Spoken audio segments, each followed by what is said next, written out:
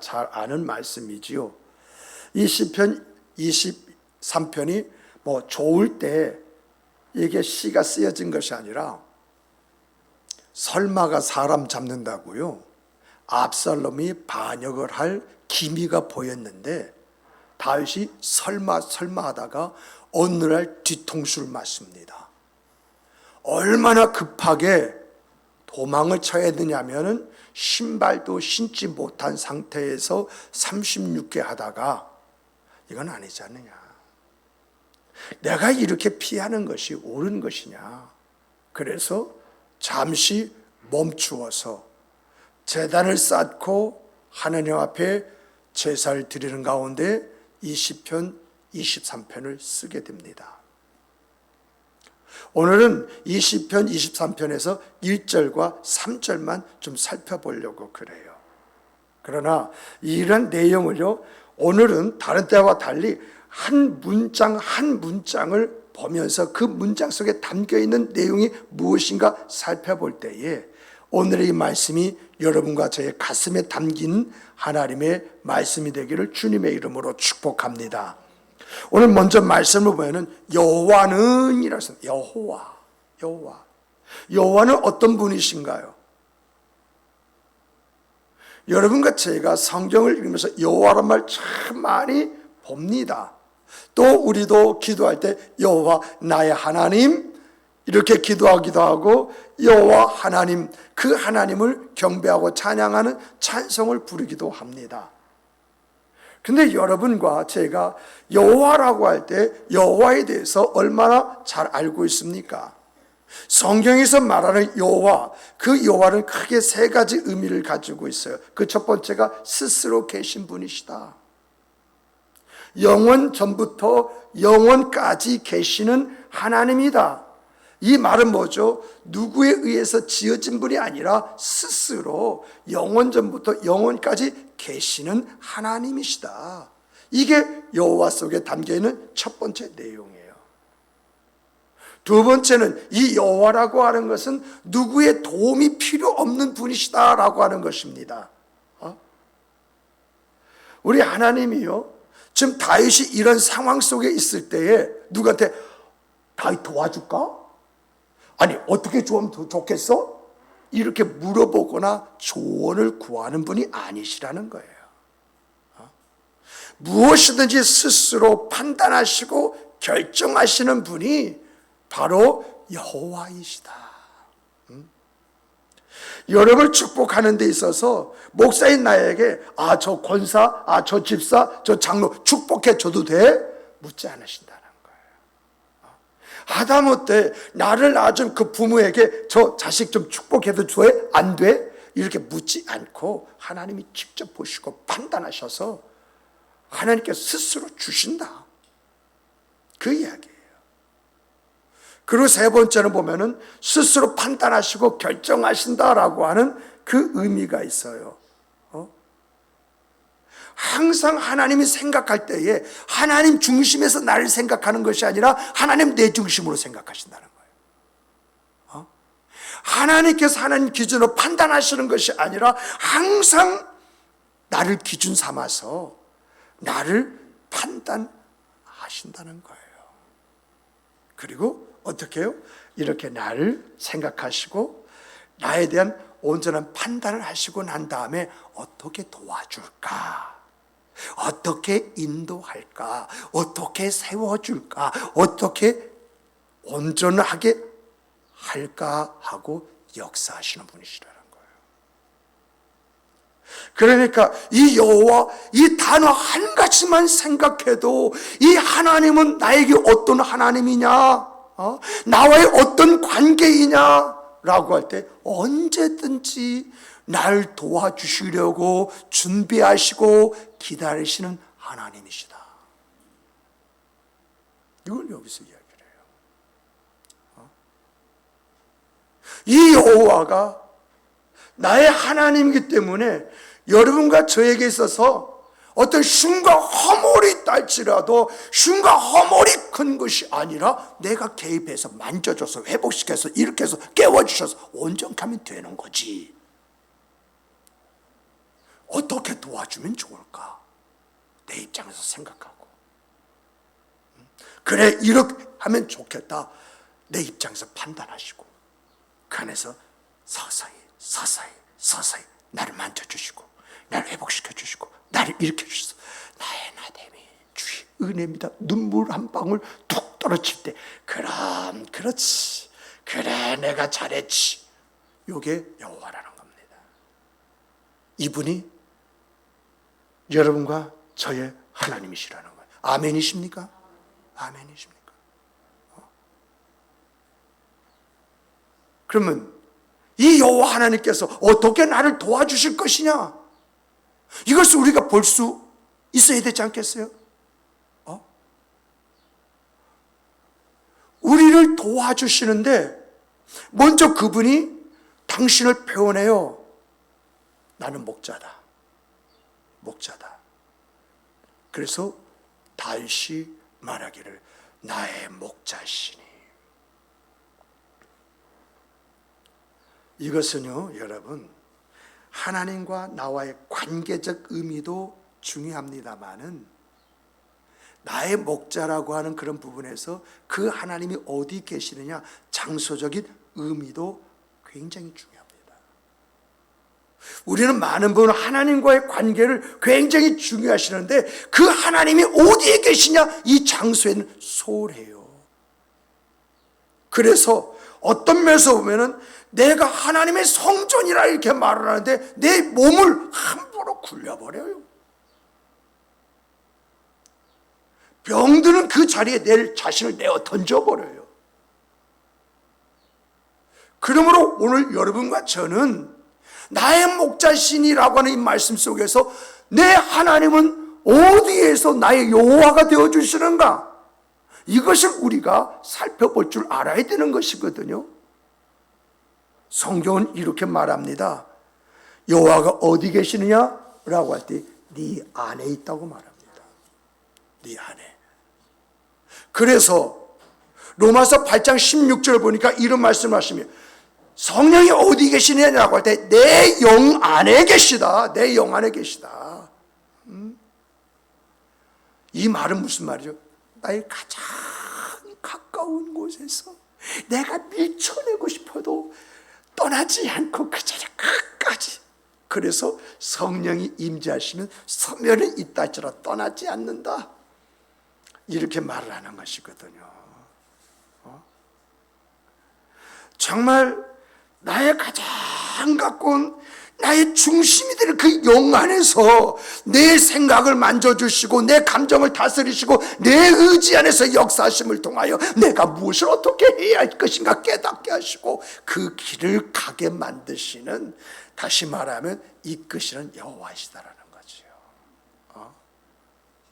그렇다면 우리가 이 여호와, 이 하나님이 내 안에서 나의 목자가 되어주시는데 언제까지 나의 목자가 되어주시느냐라고 할 때, 여러분, 우리 주 예수 그리스도 그분 시체가 여호와인데 이 여호와는 내가 죽기까지 내 안에서 나를 섬기는 줄 믿으시기 바랍니다. 그래서 예수님께서 뭐라고 말씀하십니까?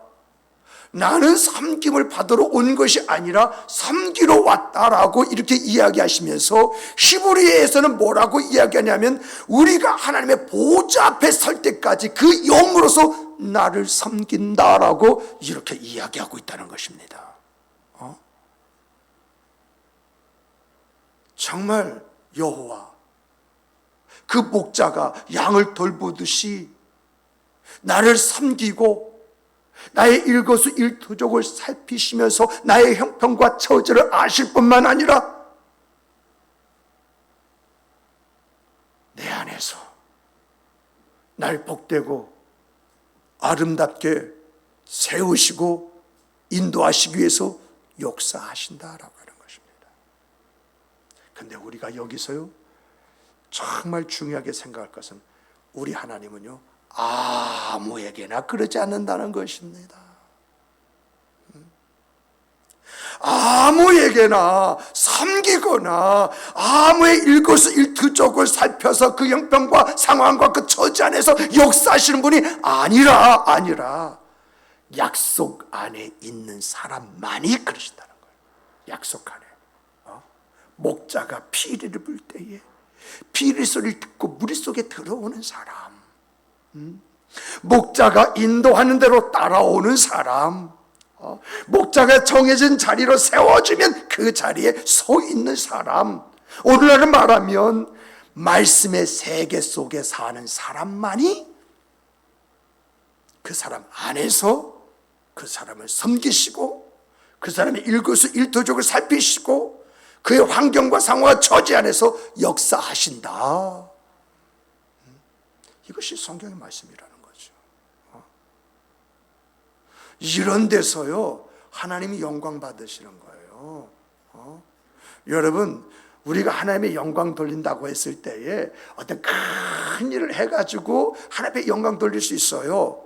그런데요, 하나님은 그러한 것을 통해서 영광 받으실 기뻐하시는 것이 아니라 하나님의 말씀이 성경대로 순종해서 오라 하면 오고 가라 하면 가는 이 자체가 하나님이 정하신 길이요, 그런 생각, 그 삶을 살아가는 것이 바로 하나님 앞에 영광을 돌리는 것이다. 그러면서 하나님은 이러한 사람에게만 목자가 되어주신다라고 성경이 그렇게 이야기하고 있다라고 하는 것입니다. 그러면 우리가 말씀 안에서 그분을 붙잡고 살아갈 때에 그분이 우리의 목자가 되어주신다고 했는데, 그분이 목자가 되어주시면 어떤 일이 우리에게 일어날 것인가, 우리의 생과 삶에 어떤 일이 펼쳐질 것인가 라고 할 때 내게 부족함이 없으리로다. 내게 부족함이 없으리로다. 불편함이 없게 하신다는 거예요. 염려, 걱정이 없게 하신다는 거예요. 아무 근심이 없게 하신다는 거예요. 내가요 믿음이 부족해서요 내가요 염려하고 걱정은 해요. 그러나 여호와께서는요 내가 생각하는 것처럼 염려하거나 걱정하게 하지 않는다는 거예요. 내가 믿음이 없어서 내가 어떻게 마치 그 세상이 무너질 것처럼, 인생이 끝날 것처럼 발을 동동동 구른다 할지라도 그런 일이 왔습니까? 그런 일이 우리 생각, 삶 속에 있었습니까? 내 생각뿐이었었죠. 내 느낌뿐이었었죠. 그런데 중요한 것은 내 생각대로, 내 느낌대로 되었습니까? 그렇게 되었습니까? 아니잖아요. 내 생각과 느낌만 그랬을 뿐이지 내가 염려하거나 걱정하거나 근심했던 그대로 된 일이 없다는 거예요. 이게 뭐죠? 부족함이 없으리로다.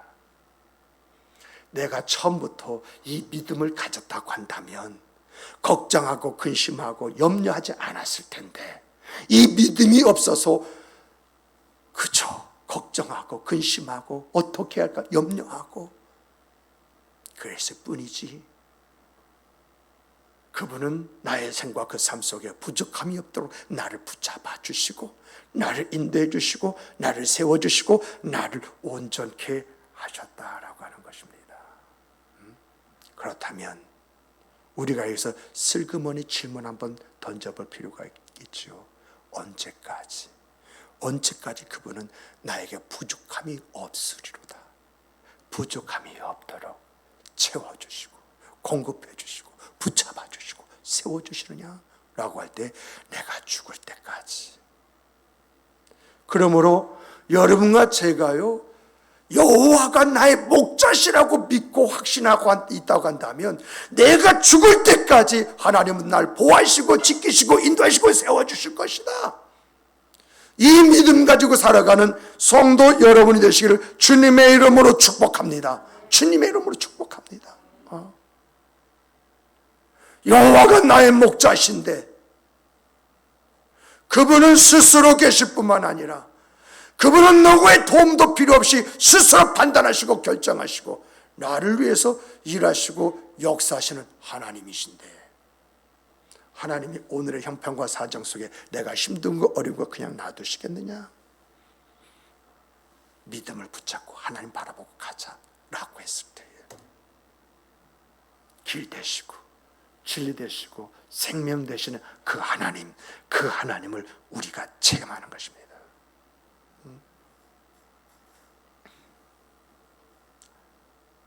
그렇다면 우리가요, 내게 부족함이 없으리로다 라고 할 때 그 부족함이 없으리로다라는 그 내용이 뭘까요?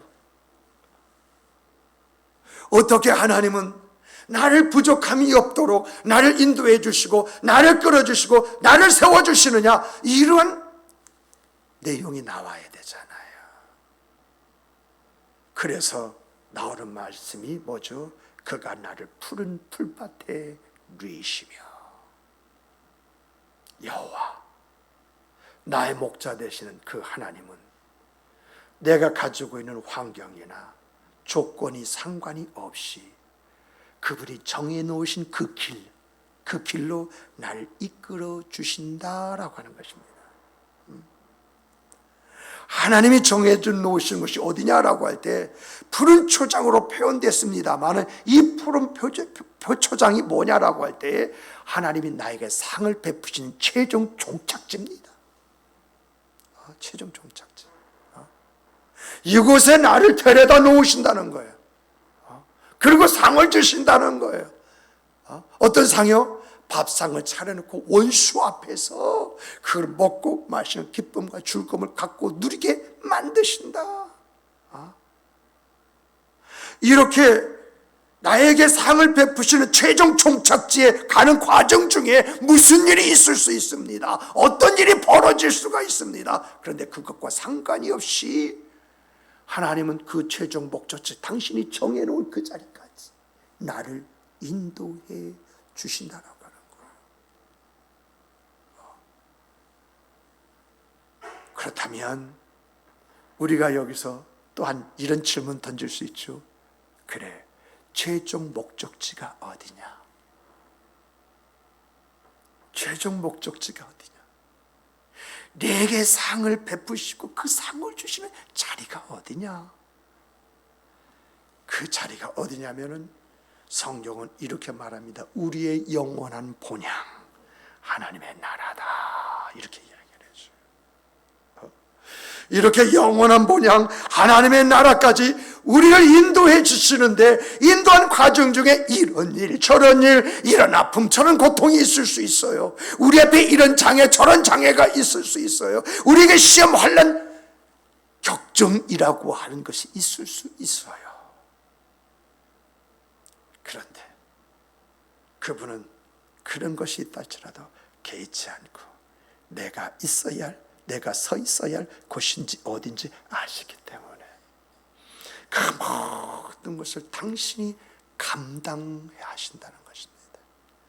그래서 우리 주님은 수고하고 무거운 짐진 자들아 다 내게로 오라, 내가 너에게 쉼을 주리라 라고 하는 것은, 여러분, 우리의 짐을 대신 짊어준다는 그런 개념이 아니라 우리가 짊어진 그 짐을 지고 감에 있어서 쓰러지고 주저앉을 그런 상태에 있을 때 그 짐을 받쳐주기 위해서 뒤에서 주님께서 허리를 대고, 얘야 여기에 네 짐을 좀 올려놓아라. 그리고 숨 한 번 쉬어. 그리고 기운이 차려지면 그래 이제 들고 갈 수 있겠니? 하고 그것을 들고 내가 사는 그 목적지를 향해서 가게 만드신다는 거예요.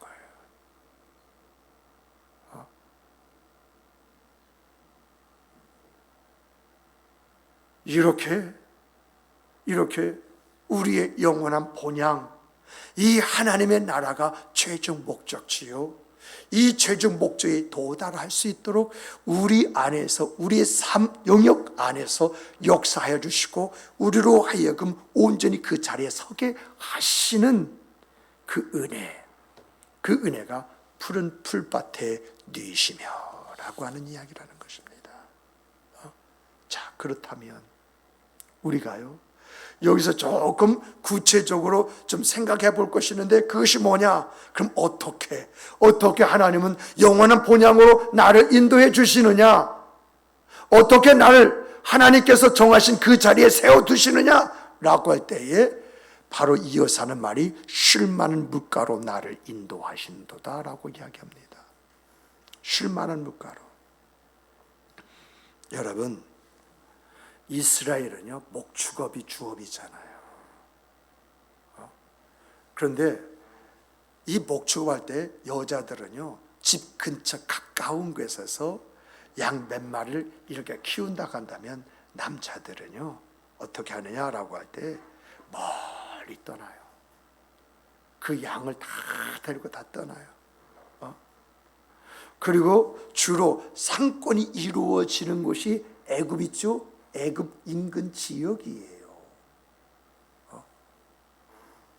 그런데 애굽 사람들은 목축업을 하느냐라고 할 때 목축업을 하지를 않아요. 그런데 양고기도 먹고 양젖도 먹어요.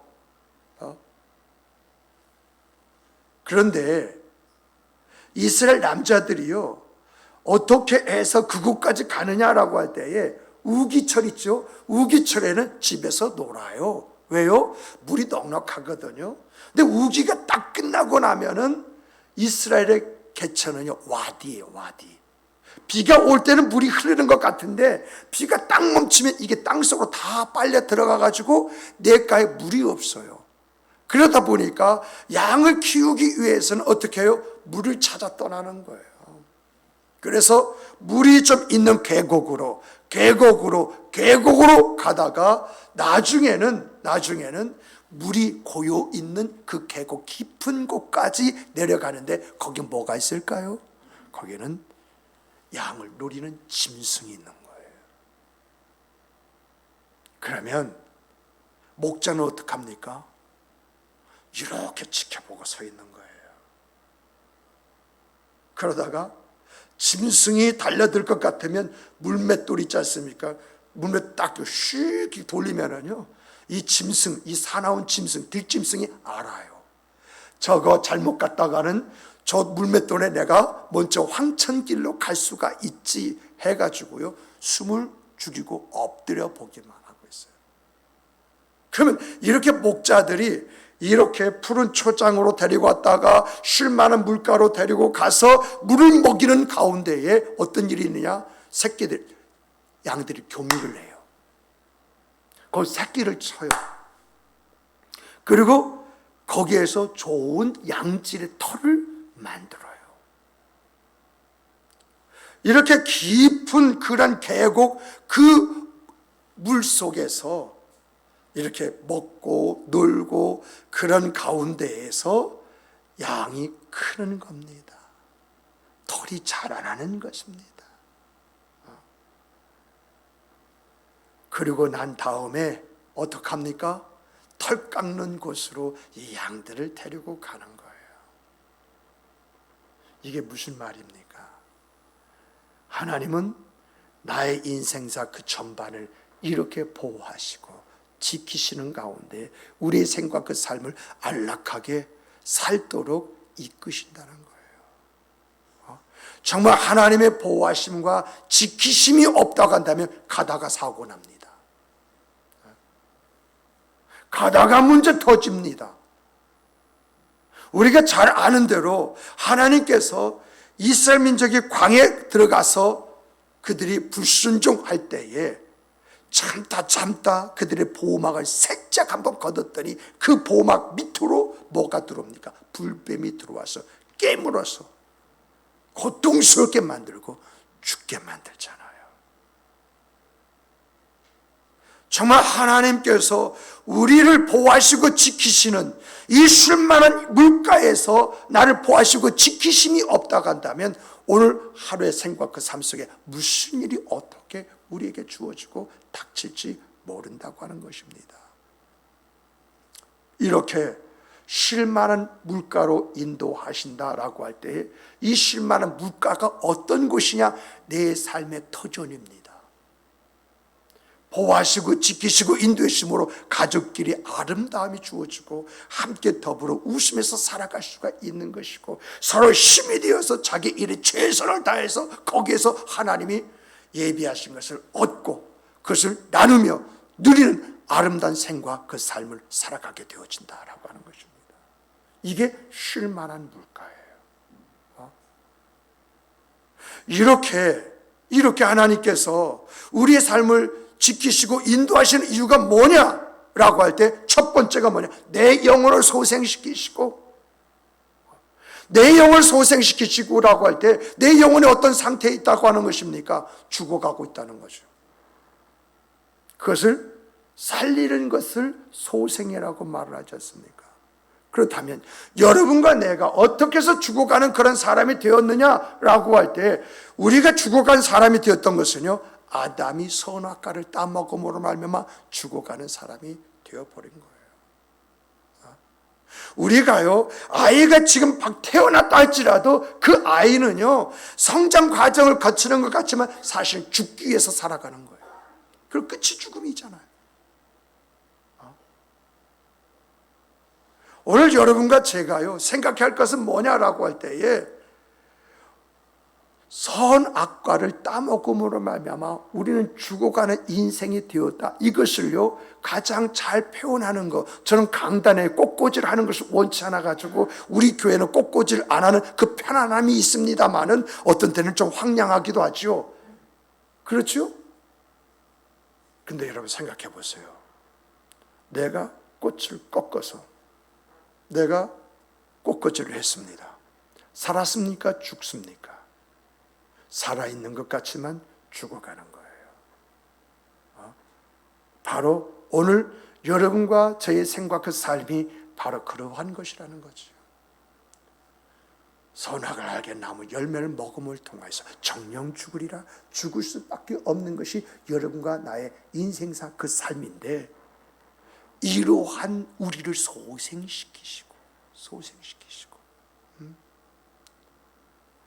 우리의 생각 그 삶에 뭐죠? 활력을 불어넣어 주신다는 거예요. 영혼이라는 것을 가슴에 품고 하나님 안에서 내가 어떤 존재냐라고 할 때 영혼이 사는 그런 존재라고 하는 그 인식이 바로 소생이지 않습니까?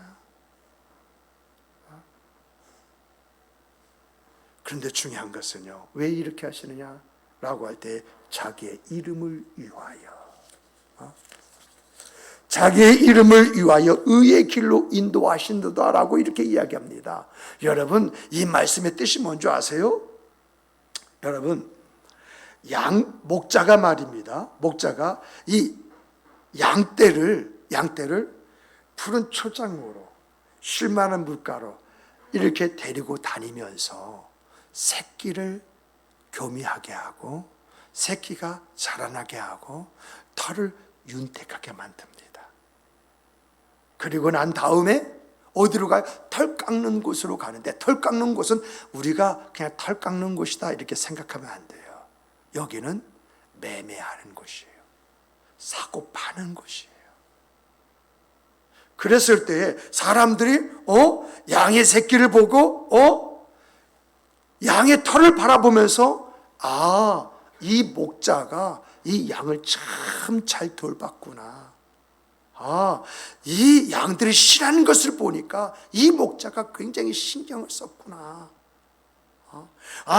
정말 양털에 윤기가 있는 걸 보니까 정말 이 사람 고생께나 하면서 이 양들을 키웠구나. 양의 상태가 그 사람의 이름이 된다는 거예요.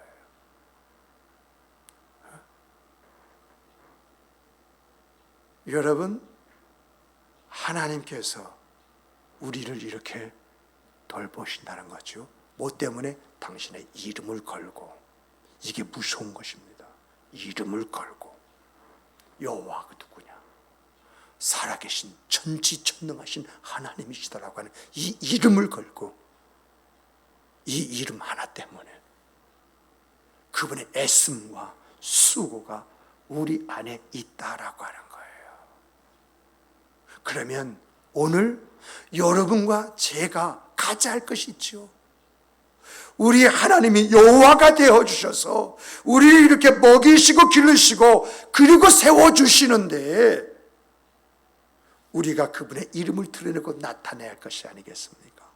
그러면 여호와 우리 하나님은 우리를 이렇게 보호하시고 지키시고 인도해 주시는 가운데 푸른 초장으로 쉴만한 물가로 그래서 번식의 아름다움과 함께 덜에 윤기를 갖게 만들었는데, 그런데 오늘 우리가 가져야 할 것이 뭐냐? 그분의 이름에 걸맞게 나의 그 삶을 아름답게 보이고 나타내야 할 것이 있는데 그것이 뭐냐라고 했을 때 그것은 다른 것이 아니라 바로 올바른 우리의 신앙입니다. 여러분과 제가 하나님의 말씀 안에서 신앙생활을 바로 하는 바로 그 자체가 우리가 하나님이 어떤 분이심을 드리고 나타내는 방법이라는 것이요. 그분의 이름을 높이게 만드는 우리의 모습이 되어야 한다라고 하는 것입니다. 올바른 신앙 안에서 바른 삶의 태도를 가지고 오늘을 살아가는 그 모습이, 이야, 정말 저 사람 예수 제대로 믿는 사람이야. 야, 저 사람 정말 교회, 그래, 신앙생활하면 저 정도는 해야지. 이런 말들이 뭐죠? 여호와의 이름을 높이고 드러내고 나타내는 것이다 라고 하는 것입니다. 여러분, 우리는요 상식으로 사는 사람들이 아닙니다. 우리는요 하나님이 정해 주신 기준, 그 기준을 목표로 삼고 그 안에서 살아가야 할 사람입니다. 코로나 2단계로 격상했다고 하니까 세상이 만든 상식대로 비대면 이렇게 하는 것이 아니라, 예배는 피조물이 창조주 하나님의 영광을 돌리는 최상의 행위이므로 마땅히 하나님 앞에 나와 예배하는 것이 옳은 것이다. 상식에 의해서 생각하고 판단하고 결정하는 것이 아니라 진리를 근거로 해서 생각하고 판단하고 결정하는 것, 이런 나의 모습이 하나님의 기쁨이요 또한 하나님 앞에 우리가 가질 모습이므로 예수 믿는 사람들 그걸 새롭게 보게 만드는 것입니다. 교회가 코로나 온상이다, 그래요, 그런 말을 듣는다 할지라도 중요한 것은 뭐냐면은 그 온상이란 말을 듣는다 할지라도 내가 하나님의 말씀을 붙잡고 그 말씀을 지키고 그 말씀 안에서 사는 것, 이것이 의의 길을 향해서 가는 것입니다. 무엇이 의의 길입니까? 여호와 하나님은요 우리에게 하늘의 별을 따다가 바치라고 하지 않습니다. 우리 하나님은요 하나님이 원하시는 그 길을 향해서 가라고 이렇게 말씀하세요.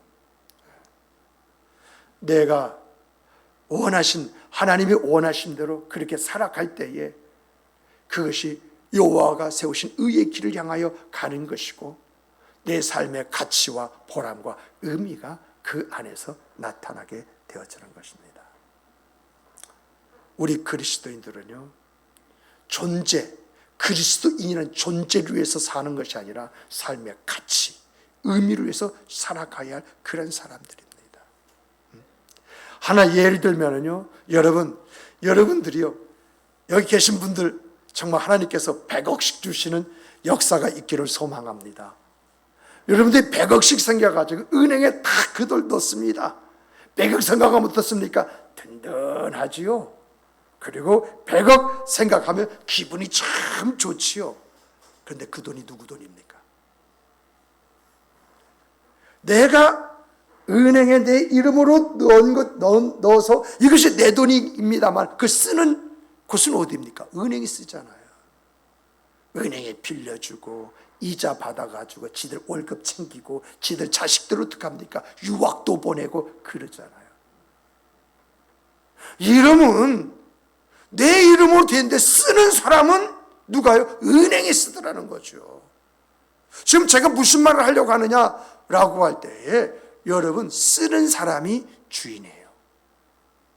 가지고 있고 이름만 있는 것이 주인이 아니라 그걸 쓰는 사람, 다시 말하면 내가 그리스도는 존재 그 자체가 중요한 것이 아니라 그리스도인으로서 내가 어떤 생각, 그 삶을 살아가느냐, 그 삶의 의미가 결국 나로 하여금 주인으로 만든다라고 하는 그런 사실입니다. 정말 여러분과요, 제가 시간에 이끌려서 살면은요, 그건 나의 몸이 시간의 몸이에요. 여러분과 제가 환경에 의해서 살아간다고 한다면요, 그거는 환경의 몸이지 우리 몸이 아니에요. 이걸 조금 더 확대시키면요, 우리가 시간에 끌려서 살고요, 내 환경에 매여서 산다고 한다면 그것은 시간의 종이고 그것은 환경의 종이지 어찌 주의 종이라고 이렇게 말할 수 있겠느냐는 것입니다.